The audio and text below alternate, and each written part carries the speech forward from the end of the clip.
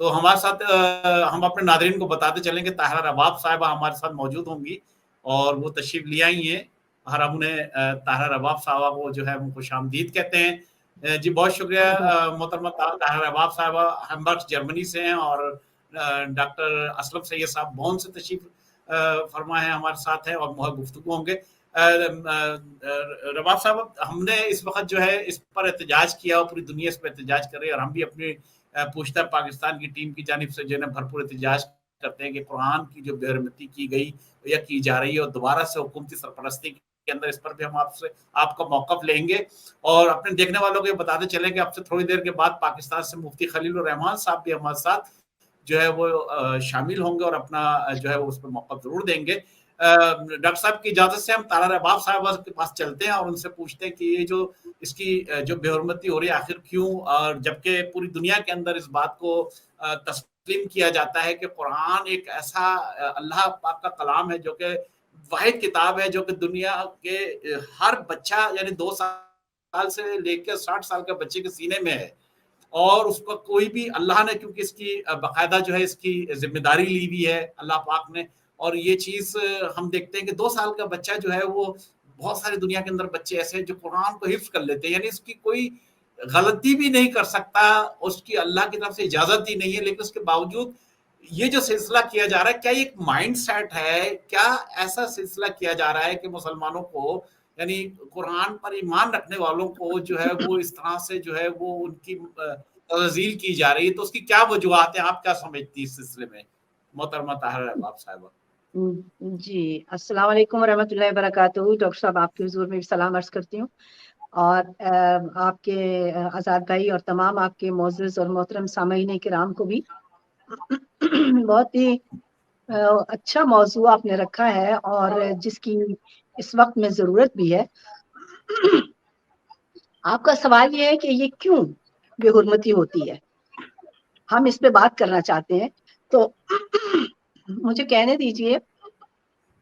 اعوذ باللہ من الشیطان الرجیم، بسم اللہ الرحمن الرحیم، الف لام میم ذالک الکتاب لا ریب فیہ، یعنی پروردگار عالم نے اس کتاب کے آغاز میں ہی فرما دیا کہ یہ وہ کتاب ہے کہ جس میں کوئی شک و شبہ نہیں ہے، اور یہ وہی کہہ سکتا ہے، دعویٰ کر سکتا ہے کہ جو کامل ہو اور جس کو ہر چیز کا اختیار حاصل ہو، ورنہ تو بڑے سے بڑا بھی لکھ کے نیچے کہہ دیتا ہے واللہ عالم بالصواب، میں نے اپنے علم سے یہ کیا۔ لیکن جو آپ کے سوال کے تحت میں بات کرنا چاہ رہی ہوں تمام اپنی امت مسلمہ سے معذرت کے ساتھ، کہ پروردگار عالم کی اس عظیم کتاب میں آغاز سے انجام تک ہر اسرار و رموز کائنات نہیں بلکہ یونیورس چونکہ موجود ہے اور ہر انسان کی ہدایت بھی موجود ہے، تو کیا وہ ایسی وجہ ہے کہ جس سے کچھ ابلیسیت کے حامل لوگ اس کی بے حرمتی کرنا اپنے آپ کو پتہ نہیں اس میں مشاق سمجھتے ہیں اور قابل سمجھتے ہیں اور لائق سمجھتے ہیں، تو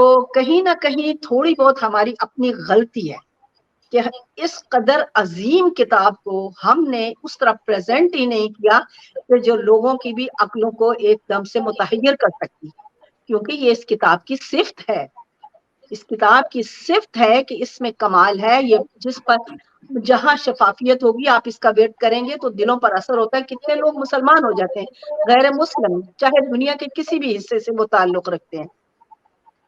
تو ہمیں سب سے پہلے آزاد بھائی یہ سمجھنا پڑے گا کہ یہ سلسلہ ہے کیا، یہ قرآن مجید کی اتنی عظیم جو ہمارے پاس یہ ایک پورا اسرار رموز الہی کا دفتر آیا ہے، اس سے قبل بھی آئی ہیں کتابیں کہ ہمیں قرآن مجید میں بھی اور ان لوگوں کو بھی پتا ہے، عیسیٰ سے پہلے جو آئے جناب عیسیٰ کے وہ لوگ جانتے ہیں، عیسائی مانتے ہیں کہ اس سے قبل بھی 2 کتابیں آ چکی ہیں، ایمان لاتے ہیں، اور موسیٰ علیہ السلام کے پر بھی جو آئے وہ 10 کمانڈمنٹس یعنی جو سلسلہ ان کے پاس ہمارے سامنے آتا ہے، زبور اور توریت کا اور پھر انجیل اور پھر قرآن مجید، تو ہماری ایک یہ امت مسلمہ ہے کہ جس کو خدا نے واجب کر دیا ہے کہ ان کتابوں پر بھی ایمان لاؤ۔ ہمیں تھوڑا سا اپنے آپ کو اس عمل کے ساتھ آگے بڑھنا پڑے گا کہ جو پروردگار عالم نے کائنات کے اس ہادی کو جس کے لیے اس نے اپنے نبیوں سے عہد لیا، وَإِذَا أَخَذَ اللَّهُ مِيثَاقَ النَّبِيِّينَ لَمَا، دیکھیے نا، آتَيْتُكُم مِّن کتاب و حکمت، کہ میں تم یاد کرو کہ تمہارے پیغمبروں سے میں نے جب وعدہ لیا ہے اور کہ تمہیں میں کتاب اور حکمت دے رہا عطا کروں گا. اور پھر ساتھ میں وہ یہ بھی کہتا ہے کہ ثم جاءکم رسول مصدق، میں تمہارے پاس پھر اس کے بعد ایک رسول بھی تصدیق کرنے کے لیے بھیجوں گا جو تمہاری ان کتابوں کی تصدیق کرے گا. اب یہ ہے کہ جب تصدیق کرے گا تو تم اس پہ ایمان لانا اور اس کی مدد بھی کرنا. اب انہوں نے جب اقرار کیا تو اللہ نے پوچھا کہ تم نے میری ذمہ داری کا اقرار کر لیا؟ تو انہوں نے کہا کہ بے شک. اب یہاں پہ بہت بڑی حضرت انسان کے لیے اور ہمارے آج کے اس ٹاپک کے لیے جو راز کی اور قیمتی بات ہے وہ یہ ہے کہ تم اس کے گواہ ہو اور آپس میں ایک دوسرے گواہ ہو جاؤ، بن جاؤ، بن کے ہو جاؤ، شاہد بن جاؤ. اور سب سے بڑی بات، میں بھی تمہارے ساتھ گواہوں میں ہوں. اس کو گواہی دینے کی ضرورت نہیں تھی.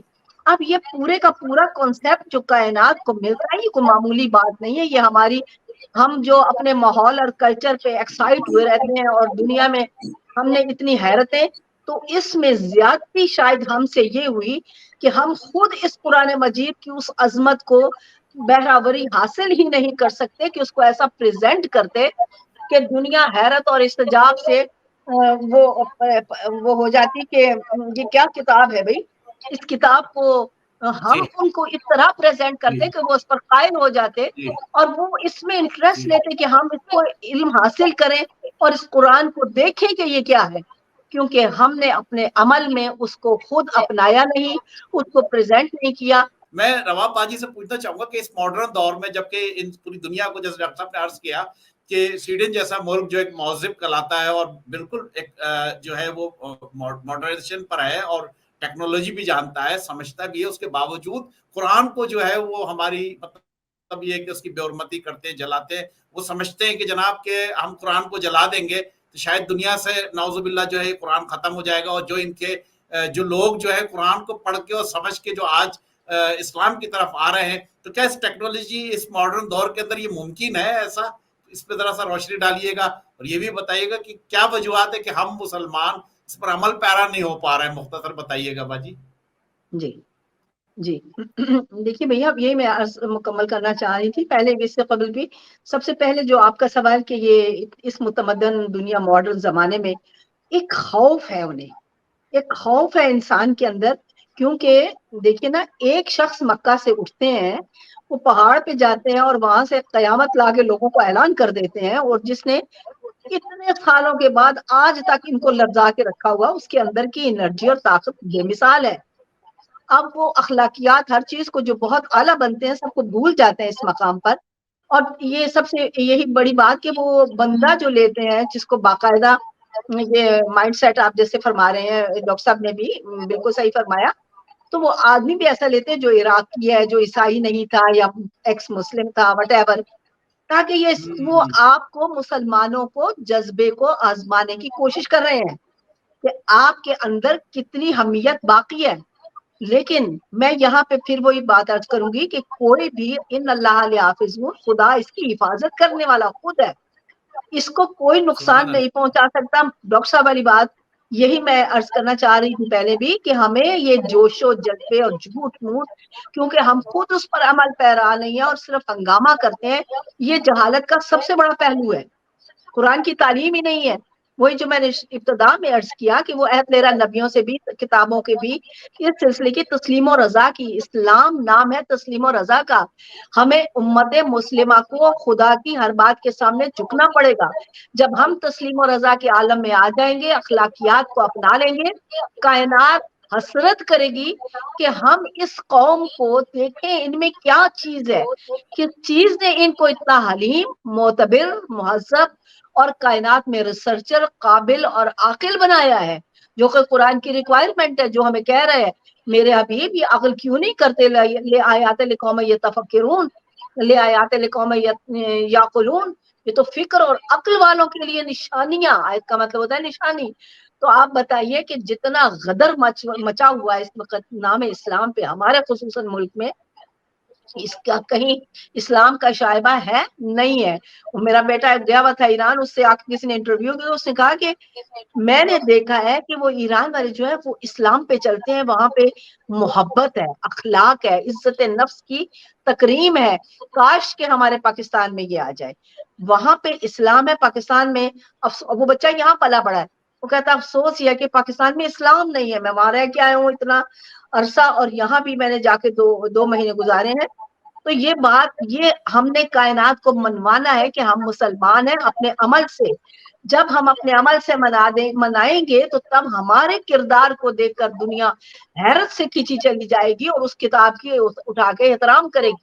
ان کو ہم کیا کہتے ہیں, ہم پاکستان میں دیکھ رہے ہیں مولوی لوگ کسی کو ٹھوکر مارے ہیں, کسی کو قرآن کی بے حرمتی کر رہے ہیں. یعنی احکام قرآن کو نہ ماننا بھی یہ بھی تو وہ اس کی تکذیب قرآن مجید ہے, یا اسی کو کہتے ہیں. جب تک ہم خود اس کو نہ کریں گے لوگ قائل نہیں ہوں گے. ہمیں لوگوں کو مار کے, ضدیں کر کے, جذبے دکھا کے, آگے لگا کے, جیسے ڈاکٹر صاحب نے فرمایا اس طرح اسلام کو یا قرآن کو نہیں منوانا ہے. اپنے کردار اور عمل سے کائنات کو ہم گوش بدن نہ کرنا ہے. کون لوگ ہیں یہ؟ پھر پتا چلے یہ وہ لوگ ہیں جو قرآن کا مطالعہ کرتے ہیں. قرآن میں کیا ہے دیکھیں, پھر دنیا دیکھے گی تو اس طرف آئے گی. تب ہم تکریم قرآن کے ذمہ دار ہو سکیں گے, یا کہہ سکیں گے کہ ہم وہ بادشاہ شہنشاہ ہیں بڑے اچھے جنہوں نے تکریم قرآن کے لیے ورک کیا ہے. اس طرح تو ہم ہر روز تصدیق کرواتے رہیں گے. اور چھوٹا دوسری بات یہ کہ جب تک ہم اس میں لگے رہیں گے وہ آپ کو اور بھی پرووک کرتے رہیں گے. لہٰذا چھوڑ دیجئے, کتاب کو کوئی نہیں, ہمارے خدا کی کتاب کو کوئی نہیں جلا سکتا. یہ جو مرضی کرتے رہے وہ قائم ہے, وہ قلوب میں قائم ہے. باجی آخر 2 الفاظ, اس کے بعد اپنے پروگرام کو اختتام کی طرف چلتے ہیں. جی آپ مجھ سے فرما رہے ہیں.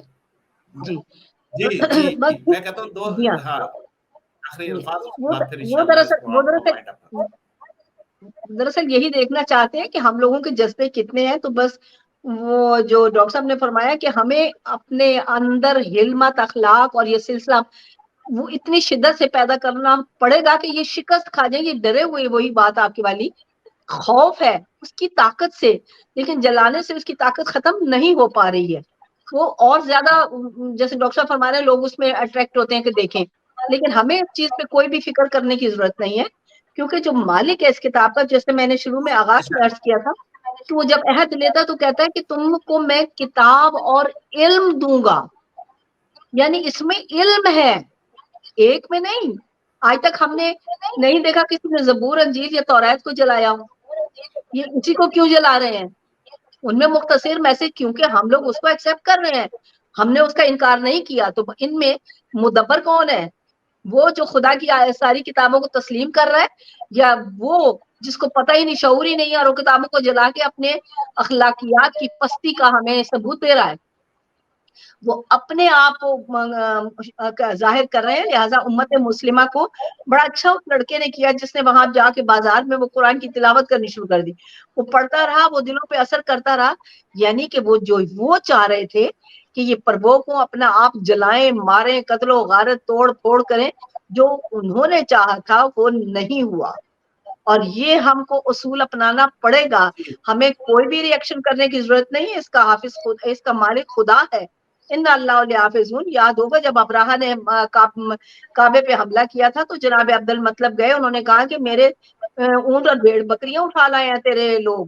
اس نے کہا میں سمجھا تو کعبے کا متولی ہے, اس کی حفاظت کے لیے آئے گا, مجھ سے منتیں کرے گا, تو اپنا مال مانگ رہا ہے. جناب عبد المطلب نے کہا کہ ابراہا وہ میرا مال تھا, اس کا مالک میں ہوں, وہ میں مانگنے آیا ہوں. وہ جس کعبے کی بات کرتے ہیں اس کا مالک ہے, وہ اپنا مال بچانا جانتا ہے. یہ ہے وہ یقین کی منزل. اور پھر دیکھا, بھیجا بچے کو ہمیشہ دیکھ کے اور کچھ نظر آتا ہے. انہوں نے کہا ہاں کالے کالا کچھ سایہ آ گیا.